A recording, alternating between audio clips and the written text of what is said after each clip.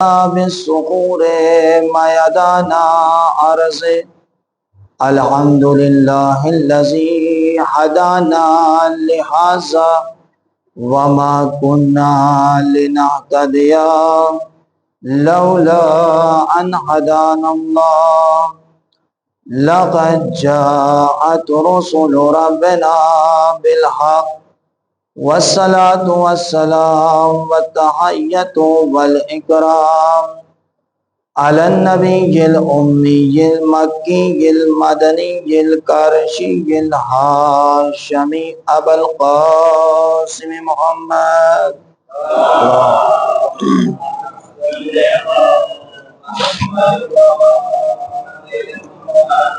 وعلى أهل بيته الطيبين الطاهرين المعصومين المنتخبين المنتجبين ولعنة الله على أعدائهم أجمعين من يومنا هذا إلى قيام يوم الدين إنما يريد الله ليذهب عنكم الرجس أهل البيت ويطهركم تطهيرا.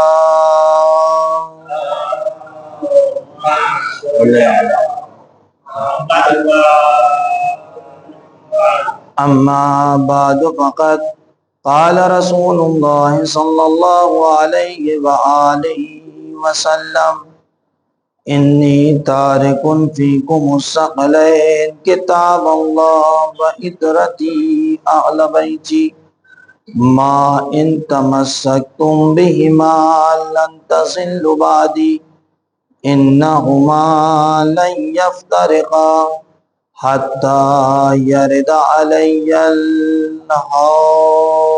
صلوات محمد وآله.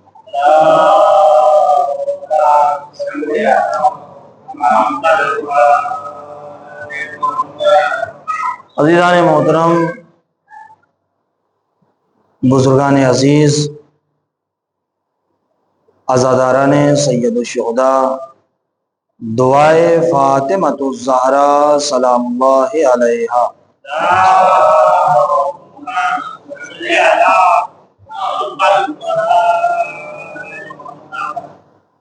مسلسل ہماری اور آپ کی گفتگو اسی حدیث ثقلین کے اوپر جاری و ساری ہے۔ اللہ کا پیارا حبیب اپنے مسلمانوں سے مخاطب ہو کر عرض فرما رہا ہے، انی تارکن فیکم الثقلین، میں تمہارے درمیان دو گرہ قدر چیزیں چھوڑے جا رہا ہوں، ایک قرآن اور دوسرے ہماری عطرت اہل بیت اطہار علیہ السلام۔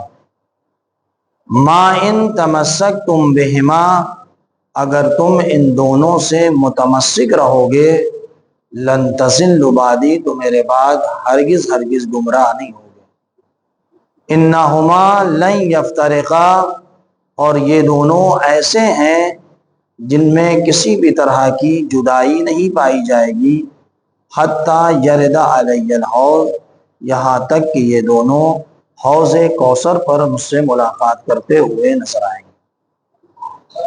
مسلسل ہم قرآن کی فضیلت اور اہل بیت اطہار علیہ السلام کی فضیلت سے آشنا ہو رہے ہیں۔ میں نے عرض کیا تھا کہ قرآن ہادی ہے اور اہل بیت اطہار علیہ السلام بھی ہادی ہے۔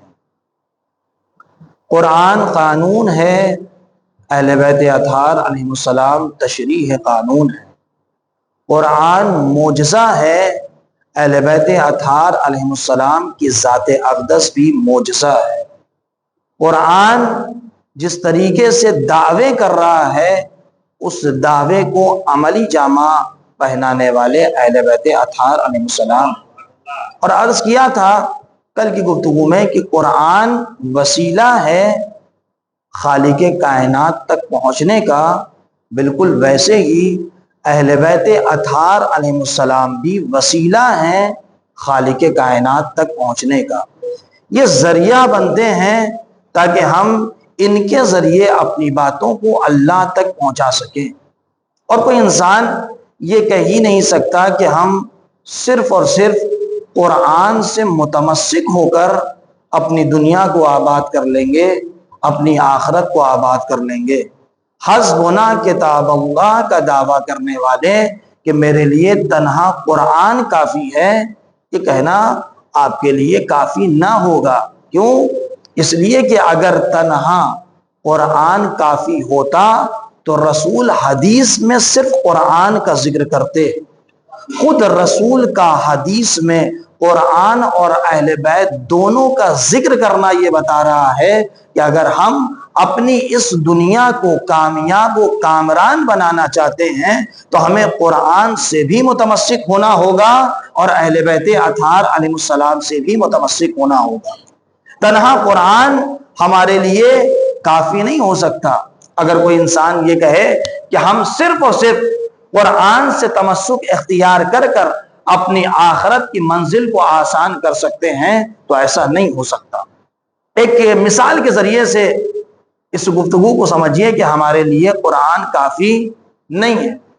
مثال کے طور پر جب میں یہاں مجلس پڑھنے کے لیے آیا تو یہاں کے میزبان صاحب ہمارے پاس ایک کپ چائے لے کر آئے، اور جیسے ہی انہوں نے مجھے ایک کپ چائے دیا تو چائے دینے کے بعد فوراً دوسری کپ بھی مجھے دینے لگے۔ ہم نے کہا شکریہ، یہ ایک کپ چائے ہمارے لیے کافی ہے۔ جیسے ہی ہم نے ان سے کہا یہ کپ ہمارے لیے کافی ہے، لیکن یہ جملہ کہہ دینے کے بعد میزبان صاحب رخصت ہو گئے۔ اب صبح کا ناشتہ بھی نہیں ہے، اب دوپہر کا کھانا بھی نہیں ہے، اب رات کا کھانا بھی نہیں ہے۔ میں اس لیے نہیں کہہ رہا ہوں کہ مجھے نہیں مل رہا ہے، الحمدللہ اچھا نہیں، بہت ہی اچھا مل رہا ہے، لیکن ایک بات ہے جو آپ تک پہنچا دوں۔ مثال کے ذریعے سے باتوں کو آسان کیا جاتا ہے تاکہ ان باتوں کو آپ کے ذہنوں کے حوالے کیا جا سکے۔ جو لوگ یہ کہتے ہیں ہمارے لیے قرآن کافی ہے، بالکل اس مثال کو سمجھیے تاکہ آپ کا ذہن بہت زیادہ قریب ہو جائے۔ جیسے ہی انہوں نے مجھے چائے دے دی اور دوسری کپ چائے دینے ہی والے تھے کہ ہم نے کہا ہمارے لیے یہ ایک کپ چائے کافی ہے، اب نہ مجھے ناشتہ مل رہا ہے، نہ دوپہر کا کھانا مل رہا ہے، نہ رات کا کھانا مل رہا ہے۔ اب جیسے ہی صبح دوسری نمودار ہوئی، میزبان صاحب پھر وہی دوسری چائے لے کر آ گئے۔ ہم نے کہا حضور ہو کیا گیا تھا؟ ناشتہ کہاں گیا؟ دوپہر کا کھانا کہاں گیا؟ رات کا کھانا کہاں گیا؟ میزبان صاحب نے یہی جملہ کہا حضور آپ ہی نے تو کہا تھا میرے لیے ایک کپ چائے کافی ہے۔ توجہ رہے، ہم نے فوراً پڑھ کر ان سے یہی جملہ کہا حضور میں آپ کو یہی بتائے دینا چاہتا ہوں یہ ایک کپ چائے دوسری کپ چائے کے مقابلے میں کافی ہے۔ اس کا مطلب یہ نہیں کہ ناشتہ بھی کافی ہے، اس کا مطلب یہ نہیں کہ دوپہر کا کھانا بھی کافی ہے، اس کا مطلب یہ نہیں کہ رات کا کھانا بھی کافی ہے۔ سمجھ میں آیا؟ جو حسبنا کتاب اللہ کا دعویٰ کر رہے ہیں کہ میرے لیے قرآن کافی ہے، یقیناً آپ کے لیے قرآن کافی ہے۔ توریت کے مقابلے میں قرآن کافی ہے، زبور کے مقابلے میں قرآن کافی ہے، انجیل کے مقابلے میں قرآن کافی ہے۔ لیکن اگر کوئی یہ کہے کہ میرے لیے تنہا قرآن کافی ہے تو تنہا قرآن کے ذریعے سے آپ کو نجات ملنے والی نہیں ہے۔ ایک صلوات اور محمد وآل محمد کر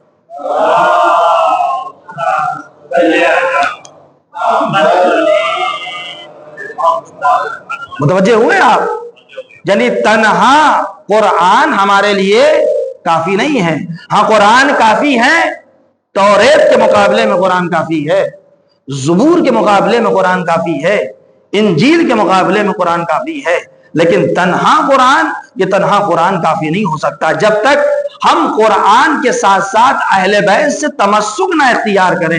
اگر ہم اپنی اس دنیا کو آباد کرنا چاہتے ہیں اور اپنی آخرت کو آباد کرنا چاہتے ہیں تو ہمیں قرآن سے بھی متمسک ہونا ہوگا اور اہل بیت اطہار علیہ السلام کی ذات اقدس سے بھی متمسک اختیار کرنا ہوگا۔ اور عزیزان گرامی، قرآن مجید کی اگر فضیلت کے سلسلے میں گفتگو کی جائے تو قرآن مجید کی فضیلت تو خود حسین ابن علی نے واضح اور روشن کر دی۔ کس طریقے سے؟ اس طریقے سے کہ جب نوکے نیزہ پر قرآن کی تلاوت کی تو عالم مسلمان کو اور عالم اسلام کو بتایا کہ دیکھو اگر قرآن کی فضیلت نہ ہوتی تو یہ حسین ابن علی نوکے نیزہ سے قرآن کی تلاوت نہ کرتا۔ عام قالینوں پر بیٹھ کر قرآن کی تلاوت کرنا، گھر میں اے سی چلا کر قرآن کی تلاوت کرنا اور ہے، لیکن سر کٹا کر نوکے نیزہ پر قرآن کی تلاوت کرنا اور ہے۔ محسوس کیا آپ نے؟ عام جگہ پر سکون کے عالم میں جب ہمارے پاس اے سی موجود ہے، جب ہمارے پاس کولر موجود ہے، جب ہمارے پاس سختیوں کی گرمیوں کے باوجود ہمارے پاس ایسی اشیاء موجود ہے جن کے ذریعے سے ہمیں دھوپ کا احساس نہیں ہے، گرمی کا احساس نہیں ہے، مخمل جیسی قالین ہے، ان قالینوں پر قرآن کی تلاوت کرنا اور ہے، لیکن سر کٹا کر نوکے نیزہ پر قرآن کی تلاوت کرنا اور ہے۔ اور دوسرے مرحلے پر جب اس قرآن مجید کی حفاظت کی باری آتی ہے تو وہ لوگ جو اس قرآن کے چند پاروں کو حفظ کر کے حافظ کہلاتے ہیں، چند پاروں کا حفظ کر کے حافظ کہلانا اور ہے، یا پوری قرآن کا حفظ کر کے حافظ کہلانا اور ہے، لیکن قرآن کی ایک ایک آیت، ایک ایک زبر، ایک ایک زیر، ایک ایک پیش اور ایک ایک سورے کی حفاظت کر کے حافظ قرآن کہلانا اور ہے۔ یہ اہل بیت اطہار علیہ السلام کا کمال ہے کہ اہل بیت اطہار علیہ السلام نے قرآن مجید کی ایک ایک آیت کی حفاظت کی ہے، اور کربلا کے میدان میں اس قرآن کے ذریعے سے بتایا ہے کہ اہل بیت اطہار علیہ السلام نہ قرآن سے جدا ہیں، نہ قرآن اہل بیت اطہار علیہ السلام سے جدا ہے۔ ایک صلوات پر محمد و آل محمد۔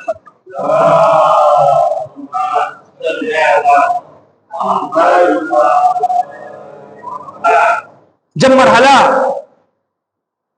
اہل بیت اطہار علیہ السلام کی فضیلت کا آتا ہے تو اب ہمیں اور آپ کو یہ دیکھنا ہے کہ جہاں فضیلت قرآن کی تھی تو جگہ جگہ پر بیان ہوئی کہ قرآن کی فضیلت کیا ہے، لیکن آیا اہل بیت اطہار علیہ السلام کی فضیلت بھی قرآن کے رخ سے پائی جاتی ہے یا نہیں پائی جاتی؟ قرآن مجید میں آیتیں ہیں جو فضیلت اہل بیت کو واضح اور روشن کر رہی ہیں یا نہیں؟ قرآن مجید میں متعدد آیتیں ہیں جو فضیلت اہل بیت اور اہمیت فضیلت اہل بیت کو واضح اور روشن کر رہی ہیں۔ قرآن مجید کی سب سے پہلی آیت جو برجستہ طور پر فضیلت اہل بیت اطہار علیہ السلام کو واضح اور روشن کر رہی ہیں، بسم اللہ الرحمن الرحیم، انما یرید اللہ لیذھب عنکم الرجس اہل البیت ویطہرکم تطہیرا۔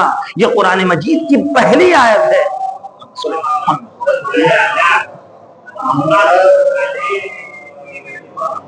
جو برجستہ طور پر فضیلت اہل بیت کو واضح اور روشن کرتی ہوئی نظر آ رہی ہے۔ قرآن مجید کی دوسری آیت نے بڑھ کر استقبال کیا اسی فضیلت اہل بیت کے حوالے سے۔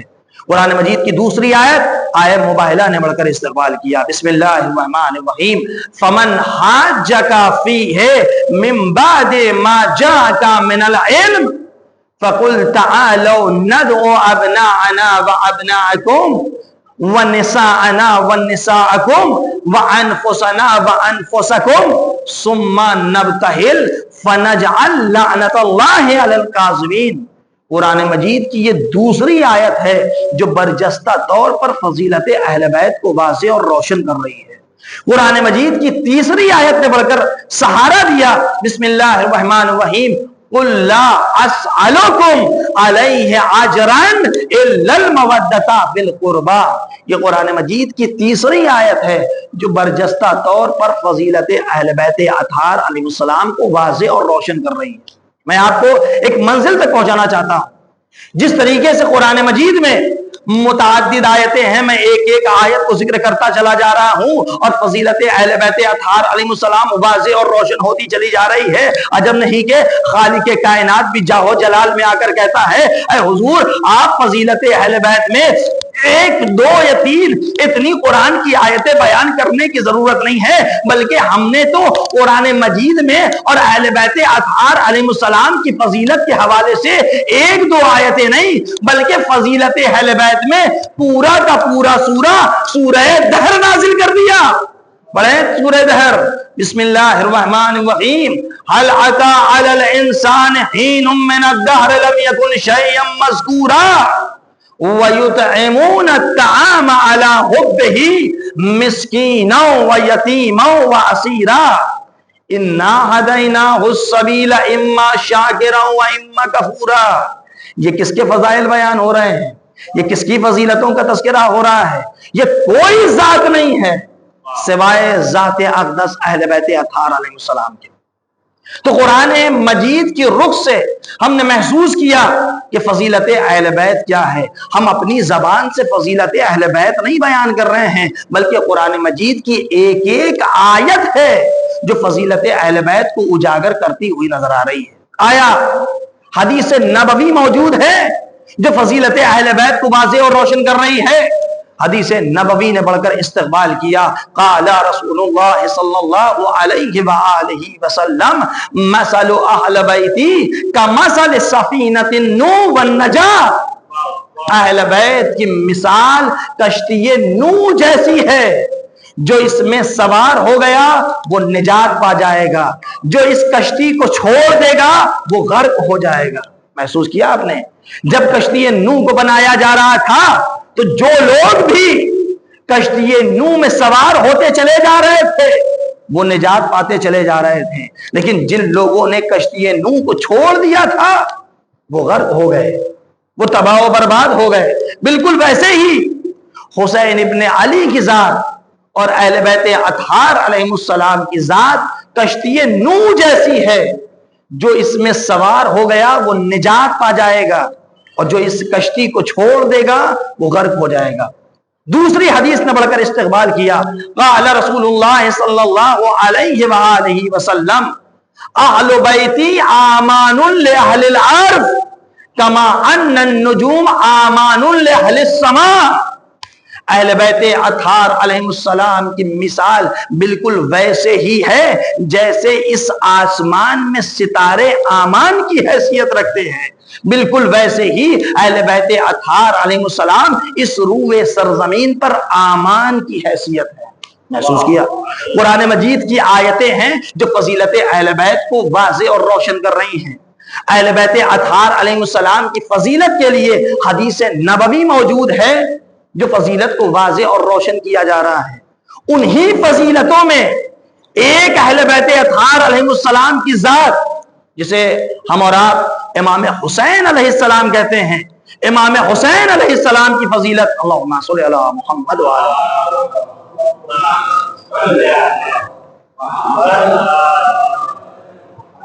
اسی حدیث نبوی کے ذریعے سے امام حسین علیہ السلام کی فضیلت کو واضح کیا۔ جب مسجد نبوی میں رسول عربی خطبہ دے رہے ہیں، خطبہ دیتے ہوئے کیا دیکھا کہ امام حسین علیہ السلام سامنے سے تشریف لا رہے ہیں، آبا کا دامن الجھا، بڑھ کر گلے لگایا اور تمام عالم اسلام کو پہچانوایا اور کہا ھذا حسین فارقو، یہ حسین ہے، اسے پہچانو۔ دوسرے مقام پر حسین ابن علی کی فضیلت کو واضح اور روشن کرتے ہوئے ارشاد فرمایا حسین منی وانا من الحسین، حسین مجھ سے ہے اور میں حسین سے ہوں۔ میں ایک ایک آیتیں اور ایک ایک حدیث کے ذریعے سے آپ کو فضیلت اہل بیت آپ تک پہنچانے کی کوشش کر رہا ہوں کہ فضیلت اہل بیت ہے کیا، فضیلت اہل بیت کو کس طریقے سے واضح اور روشن کیا جا رہا ہے۔ جیسے ہی رسول عربی کی حدیث نے امام حسین علیہ السلام کی فضیلت کو واضح اور روشن کیا، بالکل ویسے ہی اب امام حسین علیہ السلام کی فضیلت کو واضح نہیں کیا جا رہا ہے، بلکہ ساتھ میں امام حسن علیہ السلام کی بھی فضیلت کو واضح کیا جا رہا ہے۔ حدیث نبوی نے بڑھ کر استقبال کیا اور کہا قال رسول اللہ صلی اللہ علیہ وآلہ وسلم ان الحسن والحسین سیدا شباب اہل الجنہ، یہ حسن و حسین جوانان جنت کے سردار قرار پائے ہیں۔ دیکھا آپ نے، فضیلت کو واضح کیا، فضیلت کو روشن کیا۔ قرآن مجید کی آیتیں بتا رہی ہیں کہ فضیلت اہل بیت کیا ہے، حدیث نبوی بتا رہی ہے کہ فضیلت اہل بیت کیا ہے۔ اہل بیت اطہار علیہ السلام کی ذوات مقدسہ میں ایک ذات حسین ابن علی کی فضیلت کو واضح کرنے کے لیے حدیث نبوی نے بڑھ کر سہارا دیا اور بتایا حسین ابن علی کی ذات کیا ہے۔ اب آئیے تاریخ کے واقعات آپ کے ذہنوں کے حوالے کروں اور آپ کے آئینے میں تاریخ کے واقعات کو دکھانا شروع کروں۔ مسجد نبوی ہے، مدینے جیسی گلی ہے، رسالت ٹہل رہی ہے۔ بے ساختہ دونوں شہزادے رسالت کے قریب آئے، آواز دی، اے نانا، مدینے میں سارے بچوں کے پاس سواری ہے، میرے پاس کوئی سواری نہیں ہے۔ جیسے ہی دونوں شہزادوں نے نانا کی خدمت میں یہ فرمائش پیش کی کہ بے ساختہ نانا نے یہی جملہ کہا، بچوں پریشان ہونے کی ضرورت نہیں ہے، یہ نانا مدینے کی گلی میں ناکا بنے گا، یہ نانا مدینے کی گلی میں ناکا بنے گا۔ رسالت ناکا بنی ہے، رسالت کے اوپر امامت سوار ہو رہی ہے، رسالت کے اوپر امامت سوار ہو رہی ہے۔ اور کس انداز میں؟ دوش پر امام حسن علیہ السلام ہے، دوسرے دوش پر امام حسین علیہ السلام ہے، رسالت کے اوپر امامت جلوہ افروز ہے۔ اب ظاہر سی بات ہے، جب سواری ہے تو سواری کی ایک زمام ہوتی ہے، اس کی ایک مہار ہوتی ہے، جس کے ذریعے سے اس جانور کو، اس سواری کو ڈائریکشن بتایا جاتا ہے کہ کس جانب جانا ہے۔ ایک مرتبہ بچوں نے فرمائش کی، اے نانا، سارے لوگوں کے پاس سواری ہے، سب کے پاس مہار ہے، جس کے ذریعے سے وہ سواری ڈائریکشن کے اعتبار سے جاتی رہتی ہے۔ عجب نہیں کہ رسالت نے اپنی زلفوں کو امامت کے حوالے کیا اور کہا، اے امامت کے بچوں، آج سے رسالت کی زلف اسی ناکا کی مہار ہوگی۔ امام حسن اور امام حسین علیہ السلام رسالت کے دوش پر بیٹھے ہوئے ہیں، نانا کی زلفوں کو پکڑے ہوئے ہیں، گویا رسالت کی زمام امامت کے ہاتھوں میں ہے۔ امام حسن اور امام حسین علیہ السلام جس جانب چاہتے ہیں سواری کو گھما دیا جائے، رسالت اس جانب گھومتی ہوئی نظر آتی ہے، رسالت اس جانب گھومتی ہوئی نظر آتی ہے۔ جب یہ منظر مدینے کے لوگوں نے دیکھا تو بے ساختہ مدینے کے لوگوں نے اس منظر کو دیکھنے کے بعد یہی جملہ کہا، نعم المرکب، کتنی اچھی سواری ہے۔ رسول نے پلٹ کر یہی جملہ کہا، یہ کیوں کہتے ہو کتنی اچھی سواری ہے، یہ کیوں نہیں کہتے سوار کتنا اچھا ہے۔ ایک صلوات پر محمد وآل محمد پر۔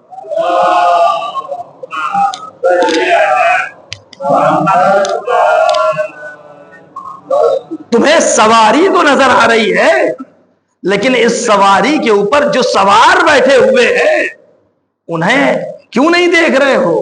جس طریقے سے سواری اچھی ہے، بالکل ویسے ہی اس سواری کے اوپر جو سوار بیٹھا ہوا ہے وہ بھی اتنا ہی فضیلت کا حامل ہے۔ تاریخ کے دوسرے واقعات جو فضیلت اہل بیت کو واضح اور روشن کرتے ہوئے نظر آ رہے ہیں۔ ہمیں تاریخ میں فطرس کا واقعہ ملا۔ فطرس کون ہے؟ جس کے اوپر اللہ کا عتاب نازل ہوا۔ عتاب نازل ہونے کے بعد اس فطرس کو ایک جزیرے میں ڈال دیا گیا۔ فطرس جزیرے میں پڑا ہوا ہے، لیکن جزیرے میں پڑے ہونے کے بعد ایک موقع ایسا آیا جو اس روئے سرزمین پر بنت مصطفیٰ حضرت فاطمہ الزہرا سلام اللہ علیہا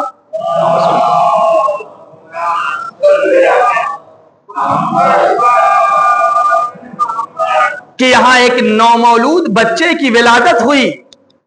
ہمارے اور آپ کے تیسرے امام، امام حسین علیہ السلام،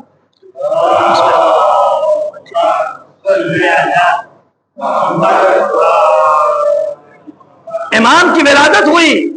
امام کی ولادت کا ہونا تھا کہ فرشتوں میں ایک اضطراب پیدا ہوا، آسمان سے زمین کی جانب فرشتوں کا ایک ہجوم لگا ہوا ہے، ایک جم غفیر ہے جو آسمان سے فرشتے نازل ہو رہے ہیں زمین کی جانب۔ ایک مرتبہ اس فطرس نے بھی یہ واقعہ دیکھا اور سید الملائکہ کو آواز دی، اے جبرائیل، اے سید الملائکہ، آخر ماجرا کیا ہے؟ کہا تمہیں نہیں معلوم؟ اس روئے سرزمین پر امام حسین علیہ السلام کی ولادت واقع ہوئی ہے۔ جیسے ہی امام کا نام لینا تھا، فطرس نے یہی جملہ کہا ہے سید الملائکہ، جس طریقے سے سارے ملک آسمان سے زمین کی جانب جا رہے ہیں، میری بھی آرزو یہ ہے کہ میں آسمان سے زمین کی جانب جاؤں تاکہ اپنے عتاب کو بخشوا سکوں. توجہ رہے، تاکہ اپنے عتاب کو بخشوا سکوں. ایک مرتبہ سید الملائکہ حکم خدا پاتے ہی اس فطرس کو اپنے ہمراہ لیا، آسمان سے زمین کی جانب آیا. زمین کی جانب آنا تھا کہ رسالت کی بارگاہ میں حاضر ہوئے اور سید الملائکہ نے یہی جملہ کہا، اے رسول اللہ، آپ کے ہمراہ اور آپ کی جانب ایک فطرس لے کر آیا ہوں، ایک ملک ہے، لیکن خداوند عالم نے اسے عتاب میں مبتلا کیا ہوا ہے. اگر آپ دعا کر دیں تو اسے بالوں پر مل جائیں گے. ایک مرتبہ رسول عربی نے یہی جملہ کہا، آئے کس لیے ہو؟ کہا آپ کے ہاں ایک بچے کی ولادت ہوئی ہے. کہا جب بچے کی ولادت کے قصد سے آئے ہو تو میرے پاس آنے کی ضرورت نہیں ہے، گہوارہ پڑا ہوا ہے. امام حسین علیہ السلام اس گہوارے میں آرام فرما رہے ہیں. فطرس کو لٹایا گیا. فطرس نے اپنے آپ کو امام حسین علیہ السلام کے گہوارے سے مس کیا. اپنے جسم اطہر کو امام حسین علیہ السلام کے جسم اطہر سے مس نہیں کیا، بلکہ اپنے جسم کو امام حسین علیہ السلام کے گہوارے سے مس کیا. امام حسین علیہ السلام کے گہوارے سے مس کرنا تھا کہ ایک مرتبہ فطرس باہر نکلا. باہر نکلنے کے بعد یہی جملہ کہہ رہا ہے، من مثلی من مثلی من مثلی، مجھ جیسا کون، مجھ جیسا کون، مجھ جیسا کون، انا عتیق الحسین، میں حسین کا آزاد کردہ ہوں، میں حسین کا آزاد کرتا ہوں. میں ہاتھوں کو جوڑوں گا، یہی جملہ کہوں گا، اے ملک بتا تو صحیح، کیا تم نے اپنے جسم اطہر کو امام حسین علیہ السلام کے جسم اطہر سے مس کیا تھا؟ عجب نہیں کہ ملک آواز دے گا، نہیں نہیں، ہم نے اپنے جسم اطہر کو امام حسین کے گہوارے سے مس کیا. گہوارے سے مس کرنا تھا کہ فطرس کو بالوں پر مل گئے. میں یہی بتائے دینا چاہتا ہوں کہ اما جب حسین کے گہوارے کی اتنی عظمت ہے تو اس حسین کی کتنی عظمت ہوگی. ایک صلوات پر محمد وآل محمد.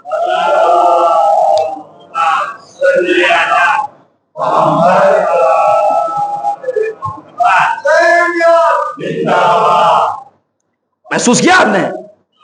جس حسین کے گہوارے کی اتنی عظمت ہے، اس حسین کی کتنی فضیلت ہوگی. اور کل کی گفتگو کو آج کی گفتگو سے مرج کر رہا ہوں، ملا رہا ہوں. اگر کل کی گفتگو آپ کے اذہان عالیہ تک موجود ہے تو، اور یہی وہ حسین ابن علی ہیں.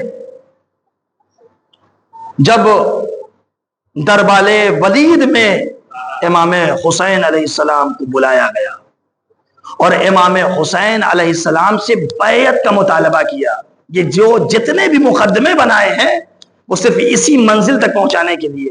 آپ پہلے فضیلت کو سمجھیں، امام حسین علیہ السلام کی فضیلت کیا ہے، اور اس کے بعد سے فضیلت کے ساتھ ساتھ یہ محسوس کریں کہ جو مرکز طہارت ہے، اس مرکز طہارت کو اپنے دربار میں بلایا جا رہا ہے. اور کیسا دربار؟ جو عین نجاست پر مبنی ہے. اس عین نجاست مبنی جیسے دربار میں حسین ابن علی کو بلایا گیا اور بلانے کے بعد مطالبہ کیا جا رہا ہے کس چیز کا؟ بیعت کا. حسین ابن علی سے جیسے ہی بیعت کا مطالبہ کیا، حسین ابن علی نے انکار بیعت کیا، اور انکار بیعت کرنے کے بعد وہ تاریخی جملہ ارشاد فرمایا جو آج بھی تاریخ کے سینے میں موجود ہے. امام نے یہ جملہ ارشاد فرمایا، مثلی لا یبایع مثلا، مجھ جیسا اس جیسے کی بیعت نہیں کر سکتا. یہ حسین یزید کی بیعت نہیں کر سکتا، یہ نہیں کہا. میں کہوں گا مولا آپ بیعت نہیں کر رہے ہیں یزید کے ہاتھوں پر، تو یہ جملہ کہہ دیتے یہ حسین یزید کے ہاتھوں پر بیعت نہیں کرے گا. آخر یہ کہنے کی ضرورت کیا تھی کہ مجھ جیسا اس جیسے کی بیعت نہیں کر سکتا؟ عجب نہیں کہ حسین ابن علی یہ بیان کرتے ہوئے نظر آئیں گے، میں آنے والی نسلوں کو یہ پیغام دے رہا تھا کہ کچھ زمانے میں ایسے لوگ ہوں گے جو یزیدی فکر کے مالک ہوں گے، کچھ لوگ حسینی مزاج رکھتے ہوں گے، لیکن جس کے یہاں حسینی مزاج پایا جائے گا وہ کبھی بھی یزید کے ہاتھوں پر بیعت نہیں کریں گے۔ اور دنیا نے دیکھا کہ وہ طاقتیں جو اپنے آپ کو سپر پاور کہتی تھی لیکن مزاج یزیدیت جیسا تھا، اور وہ ملک جسے لوگ کچھ سمجھتے ہی نہ تھے، جسے ملک ایران کہا جاتا تھا، لیکن 85 سال کے اس بزرگ نے بتایا تم جسے سپر پاور کہتے ہو اگر یزیدیت مزاج ہے تو 85 سال کا بزرگ بھی اپنے ملک کو سپر پاور بتاتے ہوئے تمہارے سپر پاور کے ہاتھوں پر بیعت نہیں کرے گا۔ 85 سال کے بزرگ نے واضح اور روشن کر دیا، کہا کہ ہم شہادت کو گلے لگا سکتے ہیں لیکن یزیدیت مزاج کے ہاتھوں پر بیعت نہیں کر سکتے۔ اور امام حسین علیہ السلام نے جب یہ جملہ کہا تھا مثلی لا یبایع مثلا، کہ مجھ جیسا اس جیسے کی بیعت نہیں کر سکتا، یہ امام کا دربار ولید میں 9واں جملہ تھا۔ اس سے پہلے امام نے 8 جملے دربار ولید میں کہے ہیں، اور دربار ولید میں ولید کی آنکھوں میں آنکھیں ڈال کر حسین ابن علی نے اپنی فضیلت کے حوالے سے جملہ کہا اور کہا اے یزید تم کس کی بیعت کا مطالبہ کر رہے ہو؟ اس حسین ابن علی کا، اس حسین ابن علی کو جانتے ہو، اس حسین ابن علی کو پہچانتے ہو، اس حسین ابن علی کی معرفت رکھتے ہو؟ کون حسین ہے؟ حسین ابن علی نے ولید کی آنکھوں میں آنکھیں ڈال کر اپنی فضیلت بیان کی اور جملہ کہا انا اہل بیت النبوہ ومادن الرسالہ ومختلف الملائکہ ومحل الرحمہ وبنا فتح اللہ وبنا یختم۔ اور تم کس یزید کی بات کر رہے ہو؟ من ہوا یزید؟ کون یزید؟ ہوا فاسق، ہوا شارب للخمر، ہوا معلن بالفسق، ہوا قاتل النفس المحرمہ۔ تم کس یزید کی بات کر رہے ہو؟ یہ کون یزید ہے؟ کس یزید کے ہاتھوں پر بیعت کیا جائے؟ اس یزید کو پہچانو کہ کون یزید ہے۔ من ہوا یزید؟ کون یزید؟ ہوا رجل فاسق، جو فاسق و فاجر ہے، ہوا شارب للخمر، جو شراب پینے والا ہے، ہوا معلن بالفسق، وہ یزید جو صرف گناہیں نہیں کرتا بلکہ کھلم کھلا گناہیں کرتا ہے، ہوا قاتل النفس المحرمہ۔ کون یزید؟ وہ یزید جو چھوٹے بچوں کا قاتل ہے۔ تم اس یزید کے ہاتھوں پر بیعت کرنے کے لیے بول رہے ہو؟ یہ حسین ابن علی اس یزید کے ہاتھوں پر بیعت کر لے۔ امام حسین علیہ السلام نے فضیلت کے حوالے سے جملہ بیان کیا کہ حسین ابن علی کی فضیلت کیا ہے۔ اب آپ دیکھیں حسین ابن علی کی فضیلت کے جو جملے بیان کیے ہیں، اگر ایک ایک جملے کا جائزہ لیا جائے تو حسین ابن علی نے اپنی فضیلت کے حوالے سے ایک سمندر بیان کیا۔ حسین ابن علی کا پہلا جملہ انا اہل بیت النبوہ، ہم اہل بیت نبوت ہیں۔ یہ بہت ہی مشہور و معروف جملہ ہے۔ یہ جملہ آپ کو زیارت وارثہ میں بھی مل جائے گا، یہ جملہ آپ کو زیارت جامع کبیرہ میں بھی مل جائے گا، یہ جملہ اگر آپ کو کہیں بھی نہ ملے تو یہ جملہ آپ کو حدیث قصہ میں ضرور ملے گا۔ اور جب بھی اہل بیت اطہار علیہ السلام کے ایک ایک فرد نے جب کسی دوسرے انسان کو اپنی معرفت کروانا سمجھا ہے تو ہمیشہ یہی جملہ کہا انا اہل بیت النبوہ، ہم اہل بیت نبوت ہیں۔ امام جواد علیہ السلام نے جب اپنا تعارف کروایا تو یہی جملہ کہا انا اہل بیت النبوہ۔ امام ہادی علیہ السلام نے جب اپنا تعارف کروایا تو یہی جملہ کہا انا اہل بیت النبوہ، ہم اہل بیت نبوت ہیں۔ اور جب چادر تطہیر نازل ہوئی ہے تو چادر تطہیر کے نازل ہونے کے بعد رسول عربی کا معمول تھا کہ در زہرہ پر جب نماز پڑھنے جاتے تھے اور جب نماز پڑھ کے واپس آتے تھے دونوں وقت در زہرہ پر کھڑے ہو کر یہ جملہ کہتے تھے السلام علیکہ یا اہل بیت النبوہ۔ آپ محسوس کریں اس جملے کو۔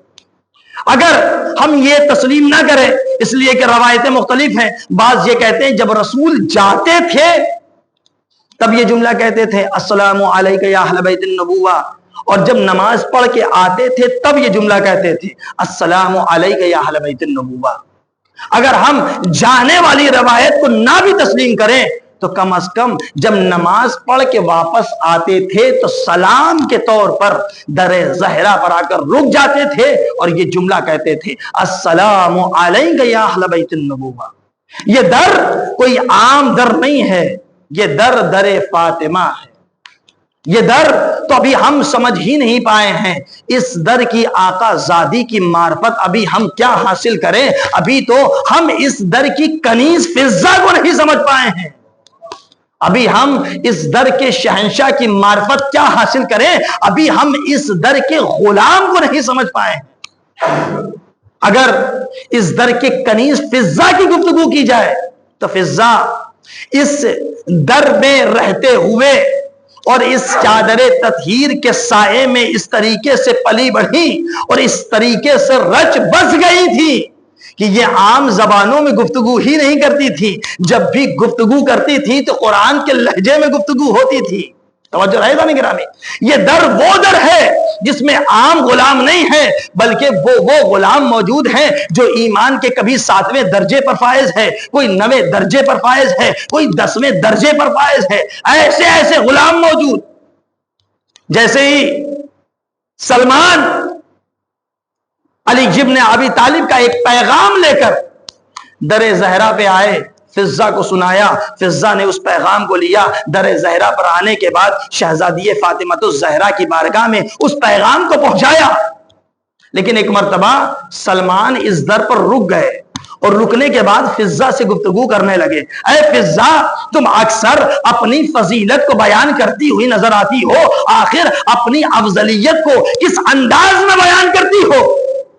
اے فضہ، اس در پر 2 شہزادے رہتے ہیں، تم انہیں آگوش میں لیتی ہو، ہم بھی اپنے دوش پہ سوار کرتے ہیں، وہ دونوں شہزادے کبھی تمہیں اماں فضہ کہہ کے بلاتے ہیں، کبھی یہ دونوں شہزادے ہمیں نانا سلمان کہہ کے بلاتے ہیں۔ اے فضہ، آخر اپنی افضلیت کو تم کیسے ثابت کرتی ہو؟ عجب نہیں کہ فضہ نے سلمان سے مخاطب ہو کر یہی جملہ کہا ہے، سلمان تمہیں نہیں معلوم ہم اس گھر میں رہ کر ان چہروں کی زیارت کرتے ہیں جن چہروں کی زیارت اللہ کے سوا کوئی اور کرتا ہی نہیں۔ ایک مرتبہ سلمان نے فضہ سے یہی جملہ کہا، اے فضہ، میری آرزو ہے، میری تمنا ہے، میری خواہش ہے کہ ہم جنت میں بھی اسی طریقے سے ساتھ رہے۔ ایک مرتبہ فضہ نے پلٹ کر سلمان سے یہی جملہ کہا، اے سلمان، تم جنت میں رہنے کی سوچتے ہو، ہم جنت میں رہتے ہیں۔ ایک صلوات پر محمد و آل محمد پر۔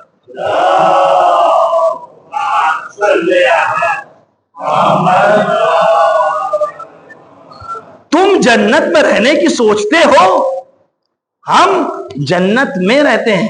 جو وہ شہزادی ہیں، اور آپ پڑھیں فضیلت اہل بیت میں حدیث کسا میں ایک ایک جملہ فضیلت اہل بیت کو واضح اور روشن کر رہا ہے۔ پڑھیں حدیث کسا میں کس بات کو ذکر کیا گیا؟ رویان فاطمۃ الزہرا سلام اللہ علیہا سے روایت ہے کہ ایک دن رسول عربی میرے گھر پر تشریف فرما تھے۔ رسول عربی نے مجھ سے یہ کہا، اے بیٹی فاطمۃ الزہرا، میں اپنے بدن میں ضعف محسوس کر رہا ہوں، میں اپنے بدن میں کمزوری محسوس کر رہا ہوں۔ فاطمۃ الزہرا سلام اللہ علیہا نے چادر یمنی کو اٹھایا اور بابا کو دے دیا، کہا بابا اس چادر کو اوڑھ لیجئے۔ چادر کا اوڑھنا تھا کہ ایک مرتبہ آہستہ آہستہ ضعف کم ہونے لگا، لیکن کچھ ہی دیر نہ گزری تھی کہ ایک مرتبہ امام حسن علیہ السلام داخل ہوئے۔ اے مادر گرامی، آپ پر میرا سلام ہو، توجہ رہے، آپ پر میرا سلام ہو۔ اور سلام عرض کرنے کے بعد یہی جملہ کہا، اے مادر گرامی، ہم اس جگہ پر اپنے نانا کی خوشبو محسوس کر رہے ہیں، میرے نانا کہاں ہیں؟ عجب نہیں کہ فاطمۃ الزہرا نے اس چادر کی طرف اشارہ کیا، امام حسن علیہ السلام اسی چادر کے نیچے داخل ہو گئے۔ لیکن کچھ دیر نہ گزری تھی کہ ایک مرتبہ امام حسین علیہ السلام اپنی ماں فاطمہ کے اوپر سلام کیا اور آواز دی، اے فاطمۃ الزہرا، اے مادر گرامی، ہم اپنے نانا کی خوشبو محسوس کر رہے ہیں. ہمارا نانا کہاں ہے؟ عجب نہیں کہ فاطمہ الزہرا سلام اللہ علیہا نے چادر کی طرف اشارہ کیا. امام حسین علیہ السلام اس چادر کے نیچے داخل ہو گئے. کچھ دیر نہ گزری تھی کہ ایک مرتبہ علی ابن ابی طالب در فاطمہ پر ہیں، در فاطمہ پر ہیں، در فاطمہ پر. اس در کی عظمت کو پہچانیے. در فاطمہ پر آئے اور یہی جملہ کہا ہے: فاطمہ ہم رسول کی خوشبو محسوس کر رہے ہیں. ایک مرتبہ فاطمہ الزہرا نے اسی چادر کی جانب اشارہ کیا: جائیے اس چادر میں داخل ہو جائیے. جیسے ہی چادر کے نیچے داخل ہونا تھا کہ ایک مرتبہ آیت تطہیر کا نزول ہوا. توجہ رہے، آیت تطہیر کا نزول ہوا. میں کہوں گا آخر یہ فاطمہ کون سی فاطمہ ہے؟ ان کی فضیلت کے لیے تنہا اتنا ہی کہہ دینا کافی ہے کہ جو تمام لوگوں کو راستہ دکھائے اسے امام کہتے ہیں، لیکن جو 3 اماموں کو راستہ دکھائے اسے فاطمہ الزہرا کہتے ہیں. فاطمہ الزہرا سلام اللہ علیہا 3 اماموں کو راستہ دکھا رہی ہیں. کیا امام کو معلوم نہیں ہے؟ کیا امام حسن کو معلوم نہیں ہے؟ کیا امام حسین کو معلوم نہیں ہے؟ کیا علی مرتضیٰ کو معلوم نہیں ہے؟ لیکن بار بار پوچھ کر فضیلت فاطمہ الزہرا کو واضح اور روشن کیا جا رہا ہے. اور چادر تطہیر کے نیچے جب سب کے سب داخل ہو گئے تو اب جو تعارف کروایا جا رہا ہے علی مرتضیٰ کے ذریعے نہیں کروایا جا رہا ہے، حسن مجتبیٰ کے ذریعے نہیں کروایا جا رہا ہے، امام حسین علیہ السلام کے ذریعے نہیں کروایا جا رہا ہے کہ اس چادر کے نیچے حضرت علی علیہ السلام کی زوجہ ہیں، اس چادر کے نیچے امام حسن اور امام حسین علیہ السلام کی مادر گرامی ہے. توجہ رہے عزیزان گرامی، اس چادر کے نیچے رسول عربی کی بیٹی ہے. یہ جملہ نہیں کہا. جب چادر کے نیچے سارے کے سارے لوگ آ گئے، پنجتن پاک داخل ہو گئے، اب جو تعارف ہو رہا ہے تو کس طریقے سے ہو رہا ہے؟ ہم فاطمہ و ابوہا و بالہا و بنوہا. اس چادر کے نیچے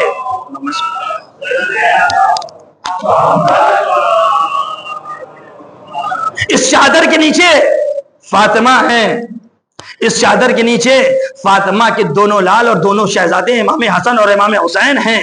اس چادر کے نیچے فاطمہ الزہرا سلام اللہ علیہا کے شوہر حضرت علی ابن ابی طالب ہیں. اور اس چادر کے نیچے فاطمہ الزہرا سلام اللہ علیہا کے والد گرامی رسول اللہ موجود ہیں. محسوس کیا آپ نے؟ گویا یہ رشتوں کے محتاج نہیں ہیں بلکہ رشتے ان کے محتاج ہیں. یہ شہروں کو زینت بخشتے ہوئے نظر آتے ہیں. شہر ان کی وجہ سے بافضیلت ہوتا ہے. یہ وہ ذوات مقدسہ ہیں جن شہروں میں چلے جاتے ہیں ان شہر کو فضیلت بنا دیتے ہیں. یہ ذوات مقدسہ جب مکے میں پہنچے مکے کو مکرمہ بنا دیا. یہ ذوات مقدسہ جب مدینے میں پہنچے مدینے کو منورہ بنا دیا. یہ ذوات مقدسہ جب نجف میں پہنچے نجف کو اشرف بنا دیا. یہ ذوات مقدسہ جب کربلا میں پہنچے تو کربلا کو کربلائے معلی بنا دیا. ایک صلوات محمد وآل محمد.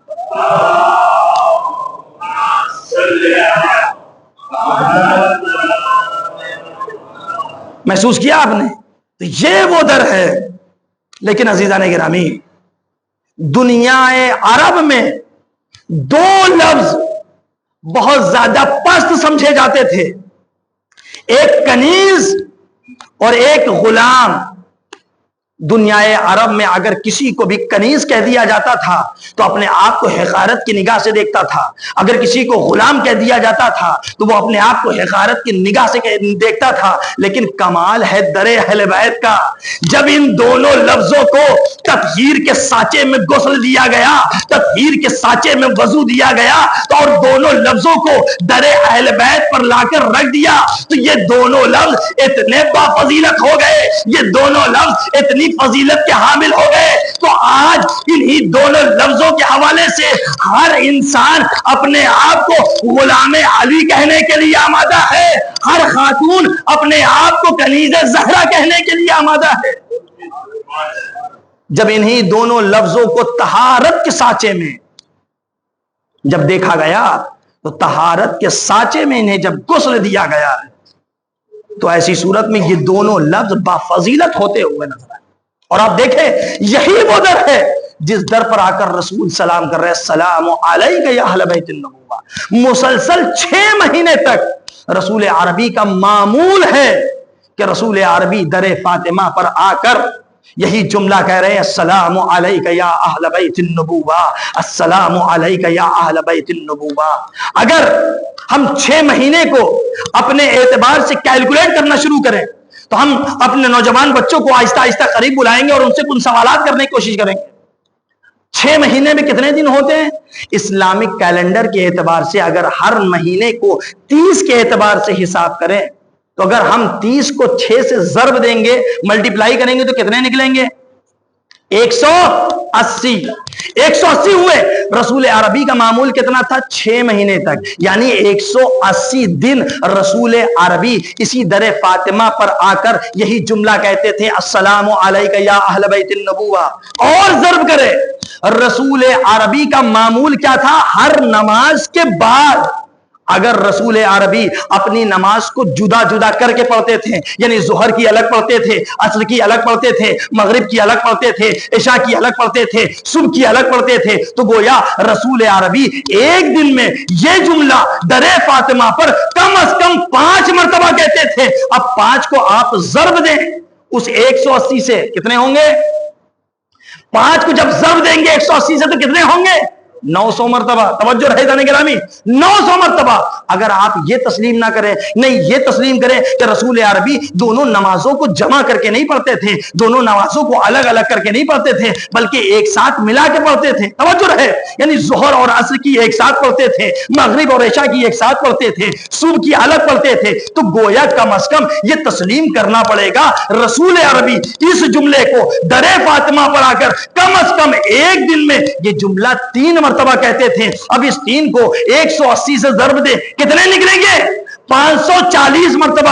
اب میں ایک ہی جملہ کہوں گا، اے مسلمانوں، اس روایت کے پڑھنے کے بعد ہم آپ سے پوچھیں گے کہ آپ نماز کے بعد زیارت کیوں نہیں پڑھتے ہیں، یا آپ مجھ سے پوچھیں گے کہ ہم نماز کے بعد زیارت کیوں پڑھتے ہیں۔ عزیزان گرامی، گویا ان روایت کے پڑھنے کے بعد یہ بات تسلیم کرنا ہوگا کہ جس عمل کو رسول عربی اپنی زندگی میں 900 مرتبہ یا 540 مرتبہ انجام دیتے تھے، جب آپ اسے بھول گئے تو غدیر کے میدان میں علی کو اٹھا کر جس عمل کو 1 مرتبہ انجام دیا، جب آپ اسے بھول گئے تو اس میں حیرت کی بات کیا ہے؟ ایک صلوات محمد و آل محمد۔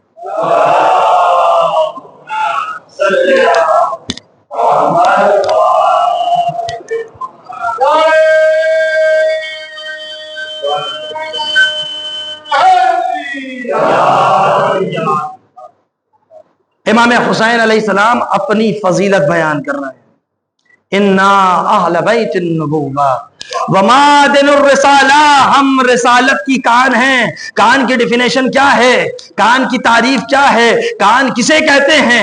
اگر کوئلے کا کان ہے تو اس سے کوئلہ ہی نکلے گا، اگر ہیرے کا کان ہے تو اس سے ہیرا ہی نکلے گا، اگر سونے کا کان ہے تو اس سے سونا ہی نکلے گا، اگر چاندی کا کان ہے تو اس سے چاندی ہی نکلے گا۔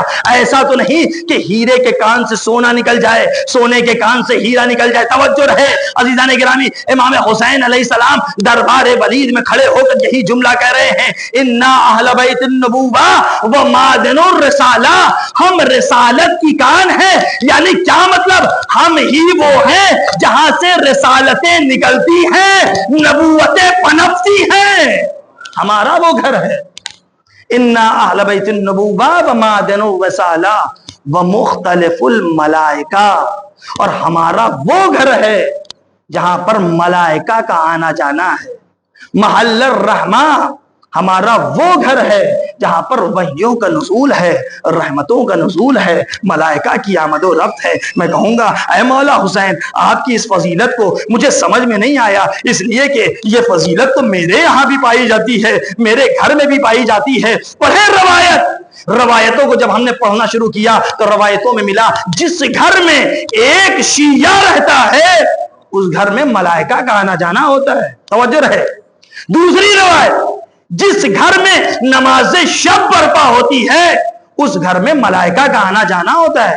تیسری روایت، جس گھر میں تلاوت قرآن ہوتی ہے اس گھر میں ملائکہ کا آنا جانا ہوتا ہے۔ اے حسین ابن علی، میں ہاتھوں کو جوڑوں گا، آخر آپ کی فضیلت یہاں پر کیسے واضح ہو رہی ہے؟ آپ نے یہ کہا میرا وہ گھر ہے جہاں پر وحیوں کا نزول ہے، میرا وہ گھر ہے جہاں پر فرشتوں کا نزول ہے، فرشتوں کا آنا جانا ہے، میرا بھی تو وہ گھر ہے جہاں پر فرشتوں کا آنا جانا ہے۔ عجب نہیں کہ حسین ابن علی یہی جملہ کہیں گے، جب آپ کے ہاں کوئی فرشتہ آتا ہے تو کوئی برکت دینے کے لیے آتا ہے، رحمت دینے کے لیے آتا ہے، عزت دینے کے لیے آتا ہے، شرافت دینے کے لیے آتا ہے، رفعت دینے کے لیے آتا ہے، لیکن میرے ہاں یہ بات نہیں ہے۔ جب بھی کوئی ملک آتا ہے تو عزت دینے کے لیے نہیں آتا، رفعت دینے کے لیے نہیں آتا، عظمت دینے کے لیے نہیں آتا، بلکہ جب بھی میرے ہاں کوئی ملک آتا ہے تو کبھی روٹی لے جانے آتا ہے، آیت پہنچانے آتا ہے۔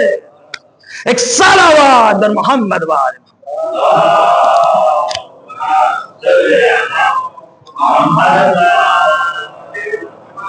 وبنا فتح اللہ وبنا یختم، اور ہم ہی وہ ہیں جہاں سے اس دین کا آغاز ہوا ہے، اور ہم ہی وہ ذوات مقدسہ ہیں جن سے اس دین کا اختتام ہوگا۔ ان 5 جملوں میں حسین ابن علی نے اپنی فضیلت کو واضح کیا، اور واضح کرنے کے بعد یزید کو اس کی اوقات اور بساط بتائی کہ تم یزید کس صفت کے حامل ہو۔ اس کے بعد سے امام نے تاریخی جملہ کہا، مثلی لا یبایع مثلا، مجھ جیسا اس جیسے کی بیعت نہیں کر۔ عزیزان گرامی، جس حسین ابن علی کی جگہ جگہ پر ناز برداریاں کرائی جا رہی ہیں، جس حسین ابن علی کو جگہ جگہ پر پہچنوایا جا رہا ہے، ھذا حسین فاعرفوا کے ذریعے، کبھی حسین منی وانا من الحسین کے ذریعے، وہی حسین اپنے چاہنے والوں کو ایک وصیت کر رہا ہے، اے میرے شیعوں، جب کبھی ٹھنڈا پانی پینا تو میری پیاس کو یاد کرنا۔ اس لیے وصیت کی کہ اے میرے چاہنے والوں، جب تم ٹھنڈا پانی پیو گے اور میری پیاس کو یاد کرو گے تو تمہیں احساس ہوگا تمہارا ایک آقا و مولا تھا جسے ظالموں نے رلا رلا کے ذبح کیا۔ اللہ اکبر۔ بس عزیزوں، میں نے ختم کر دی گفتگو، بہت ہی تیزی سے مصائب کی جانب آ گیا، اور بہت تیزی سے یہ ماہ محرم کے دن گزر رہے ہیں۔ آج شب 7 محرم آ گئی، شب عاشور، امام حسین علیہ السلام ایک ایک خیمے کا جائزہ لے رہے ہیں۔ ہاں کون؟ کبھی انصاروں کی باری آئی، انصاروں نے اپنی جان کو اپنے آقا پر قربان کیا۔ کبھی نونہالوں کی باری آئی، زینب کے دونوں لال اور محمد نے اپنی جان کو اپنے آقا پہ قربان۔ حاضدارو، آج کون؟ آج ام فروہ کا لال قاسم ہے، بیوہ ام فروہ کا لال قاسم چچا کی خدمت میں حاضر ہے۔ اے چچا، سارے کے لوگ سب رن میں جا رہے ہیں، سب کو رن میں جانے کی اجازت دے رہے ہیں، اے چچا جان مجھے بھی رن میں جانے کی اجازت دے دیجیے۔ جیسے ہی قاسم چچا کی خدمت میں آئے، یہی جملہ کہا، اے چچا مجھے بھی رن میں جانے کی اجازت دے دیجئے۔ ایک مرتبہ حسین نے قاسم کو ایک مرتبہ اوپر سے لے کر نیچے تک دیکھا، حسرت بھری نگاہوں سے دیکھنے کے بعد قاسم سے ایک جملہ کہا، اے قاسم تم تو میرے بھیا کی نشانی ہو، اے قاسم میں تمہیں رن میں جانے کی اجازت کیسے دے دوں؟ حاضدارو، یہ جملہ کہنا تھا کہ ایک مرتبہ قاسم ہیں جو ٹہل رہے ہیں، جیسے ہی صبح عاشور نمودار ہوئی، صبح عاشور کا نمودار ہونا تھا کہ ایک مرتبہ ام فروہ نے دیکھا کہ قاسم ابھی میدان جنگ میں ٹہل رہے ہیں، چچا جان سے رن میں جانے کی اجازت طلب نہیں کی ہے۔ عجب نہیں کہ فضہ کو آواز دی، فضہ جاؤ تو صحیح، ذرا پوچھو تو صحیح، آخر قاسم رن میں جانے کی اجازت کیوں نہیں مانگتے ہیں؟ عجب نہیں کہ فضہ کے ذریعے قاسم کو ام فروہ کی بارگاہ میں پہنچایا گیا۔ ام فروہ کی بارگاہ میں قاسم ہے، یہی جملہ کہا، اے قاسم کیا رات کے سارے وعدے بھول گئے؟ ارے قاسم نے معصومیت بھرے انداز میں یہی جملہ کہا، اے مادر گرامی جب بھی چچا کی خدمت میں حاضر ہوتا ہوں رن میں جانے کی اجازت مانگتا ہوں، چچا ہے جو رن میں جانے کی اجازت نہیں دیتے۔ بس ہاں عزادارو اتنا جملہ کہنا تھا. ایک مرتبہ ایک خیمے سے کسی بی بی کے رونے کی آواز آئی. ایک خیمے سے بی بی کا رونا تھا. اور ایک مرتبہ فضہ کو قریب بلایا. اے فضہ یہ خیمے کے پیچھے سے کون بی بی رو رہی ہے؟ فضہ نے آواز دیا اے آقا آپ کی بھاوج ام فروہ گریا کر رہی ہے. حسین خیمے میں داخل ہوئے. یہی جملہ ام فروہ نے کہا اے آقا کیا یتیم حسن کا لال قاسم اس لائق نہیں ہے کہ آپ پر قربان ہو سکے؟ اور ایک مرتبہ حسین نے سر کو جھکایا خیمے سے باہر نکلے. لیکن ایک مرتبہ قاسم کے ذہن میں خیال آیا ارے میرے بابا نے رخصت آخر میرے بازو پر ایک تعویذ باندھی تھی اور یہی جملہ کہا تھا اے قاسم جب حسین پر کوئی وقت مصیبت آ جائے اے بیٹا قاسم اپنی جانب سے اور اس تعویذ کو کھول لینا. بس ایک مرتبہ قاسم نے تعویذ کو کھولا. ارے بابا کی تحریر حسین کے سامنے پیش کی. حسین نے بھائی کی تحریروں کو دیکھا ارے سینے سے لگایا بوسہ دینا شروع کیا. ایک مرتبہ یہی جملہ قاسم سے کہا اے قاسم ارے بابا کی تحریر لائے ہو یا موت کا پیغام؟ اللہ اکبر. خدا آپ کو کوئی غم نہ دے سوائے غم سید الشہداء کے. آزادارو منزل آگے بڑھی. ایک مرتبہ امام حسین علیہ السلام نے قاسم کو رن میں جانے کی اجازت دی. 13 برس کا قاسم ہے. خط کھینچتا ہوا میدان قتال میں پہنچا. ایک مرتبہ حسین نے کہا عباس ذرا آگے بڑھو. ارے قاسم کو جنگ بتاتے رہنا. قاسم ابھی 13 برس کا ہے. قاسم ہے. ایک مرتبہ جنگ کرتے جاتے ہیں. عباس شابشی کا جملہ کہتے جاتے ہیں اے قاسم بہت ہی اچھا اس طریقے سے وار کرو اس طریقے سے وار کرو. لیکن ایک مرتبہ 13 برس کا قاسم ارے کب تک لڑتا. ایک مرتبہ آواز دی السلام علیکہ یا اما ادرکنی. اے چچا جان ارے اس قاسم کی مدد کیجئے. ایک مرتبہ حسین دوڑے قاسم کی لاش کے قریب پہنچنا چاہتے ہیں. ارے قاسم کا لاشا میدان کربلا میں رکھا ہوا ہے. ادھر کے گھوڑے ادھر کے گھوڑے ادھر. قاسم کا لاشا پامال ہوا. اب قاسم نہیں ہے بلکہ تقسیم ہو چکا ہے. حسین جیسے ہی قاسم کی لاش کے قریب پہنچے قاسم کا لاشا نہ ملا. ابا کا دامن بچھایا. ایک ایک ٹکڑے کو ابا کے دامن میں رکھا. گٹری بنا کر خیمے کی جانب روانہ ہوئے. خیمے میں کوئی تو نہ آیا. ارے درے خیمہ پہ فروہ آ گئی. یہی جملہ کا اے میرے والی او والی ارے میرے لال کا جنازہ کہاں ہے؟ بس یہ کہنا تھا. ایک مرتبہ حسین نے ابا کا دامن کھولا. یہی جملہ کا اے فروہ قاسم کا لاشا تو نہ آیا. قاسم کے صحرے کی لڑیاں آ گئی. بس یہ جملہ کہنا تھا. قاسم کا لاشا میدان قتال سے خیمے میں پہنچا. بیویوں میں کوہرام برپا ہوا. ہوا قاسمہ ہوا محمدہ کے نعرے گونجے. وسیعلم الذین ظلموا ایام منقلب ينقلبون انا للہ و انا الیہ راجعون.